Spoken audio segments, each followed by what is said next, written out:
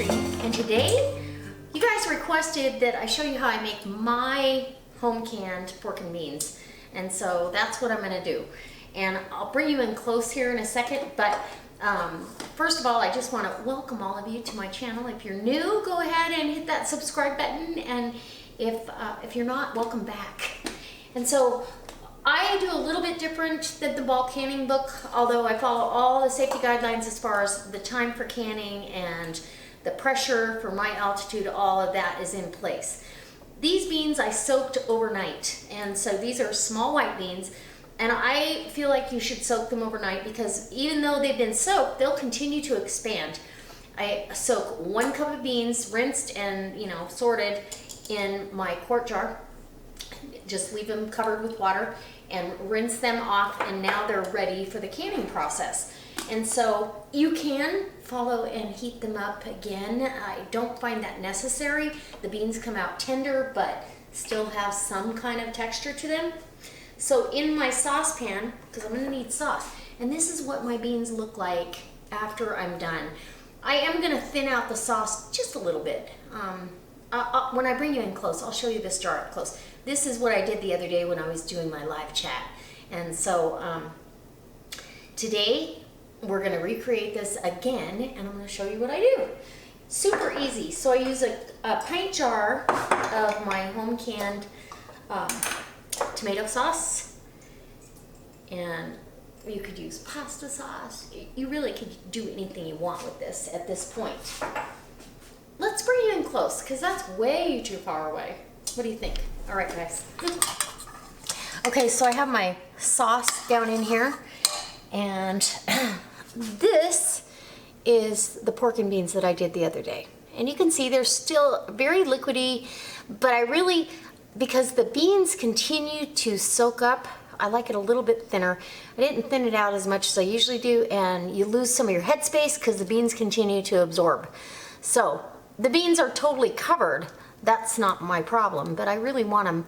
I want to achieve the inch of headspace. This one was the lowest jar.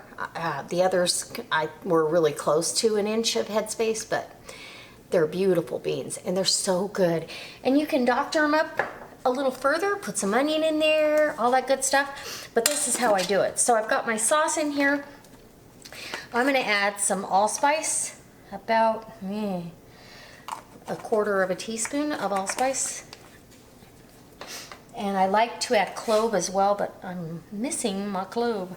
So we're going to add ketchup, which has that in there. About, I don't know, 2 tablespoons of mustard. And we have some ketchup here, and we're going to add about a cup and a quarter, something in there. Worcestershire sauce. A good healthy 2 tablespoons of that, and then we need molasses, and I'm gonna do about 1/3 cup of molasses. And last but not least, we need brown sugar, because I'm sorry, pork and beans are sweet. I'm gonna do a 1/2 cup, and then I mix this together really well, make sure that I've got it combined, and then I go ahead and taste it, but we're gonna add water because I want this thinner. So let's get some water. We'll use our jar.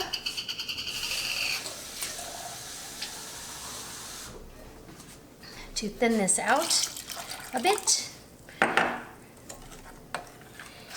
And there you go. And for each jar, I have bacon lardons cut up, about 2 pieces of bacon per jar. I like that delicious flavor that we get. Okay, so let's give that a taste and see where we're at. Oh yeah. And I actually think it could be a little bit thinner. So let's thin it out a little bit. Now we're going to heat this up till it's come to a good simmer, and then we can spoon it over top of our jars. Okay? So let's get our bacon in each jar, and we'll take this to the stove, and there you go. This is super easy, you guys. I put my bacon on top. Some people put it on the bottom. It doesn't matter. as long as you get it in there. Now you can use salt pork. Fatback is a little harder to find, but you're really just adding pork fat. I like the smokiness that the bacon kind of lends to, so that's why I add bacon. But I do salt pork once in a while too. Okay, so these are ready, other than they're just gonna sit here and wait. These jars have been tempered in the hot dishwasher, and I've never had a problem putting hot liquid into a room temperature jar. If you want to, you can set these in some hot water and get them warm, but I'm gonna risk it and risk it all. Okay, now I'm gonna close up my brown sugar, and I did put this link in my canning video live chat thing. I didn't do it right away, and I'll try to remember to do it on this video too. This brown sugar keeper is amazing. And somebody said that they read reviews where they cracked, but I've had mine now for months and months, and I haven't had any issues. It is a hard plastic. I certainly wouldn't want to drop it. But anyway, there you go. The link will be below. All right, we'll be back as soon as that's heated up and we're filling up our jars.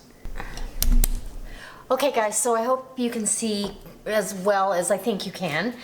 Now my sauce is ready. It's nice and hot.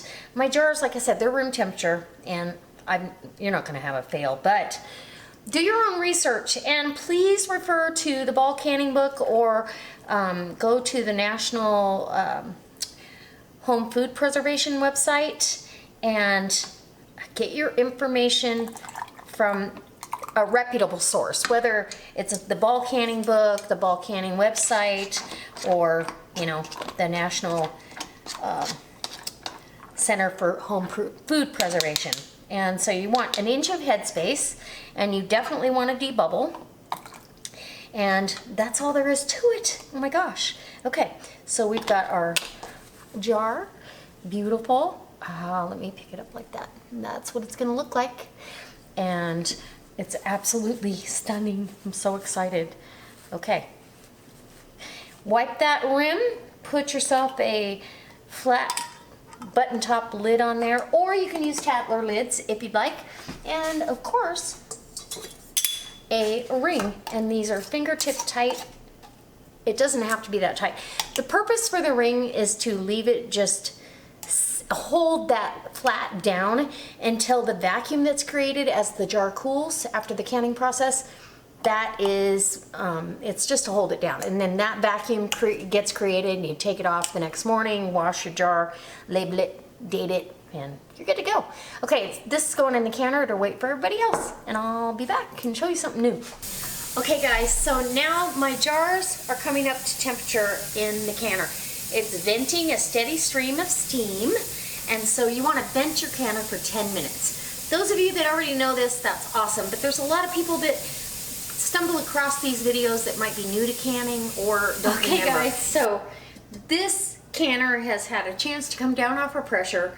I actually took the weight off and let it sit for about 5 minutes, and then there's these little doohickeys that lip up underneath this.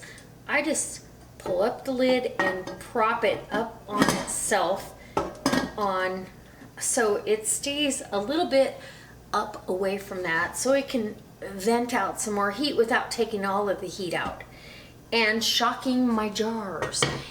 It's been 15-20 minutes and I'm ready to go. So it looks like all the jars have sealed actually, and here we go. Now everybody wants to pull their jars out and go, "Ooh, I got perfect headspace," but you really don't know until these have come down completely off of temperature, because look, that's way over headspace. It's expanded. The heat expands the beans and the sauce and everything. So tomorrow is when I'll get the telltale. So I hope it inspires you to come back next time. I can't wait to see you guys. I hope you join some of our lives, and yeah, I don't know. Go check the links below, and we'll bring you back for another canning video very, very soon. It's almost bedtime. I'm tired. I'm tired of hanging out. Okay guys,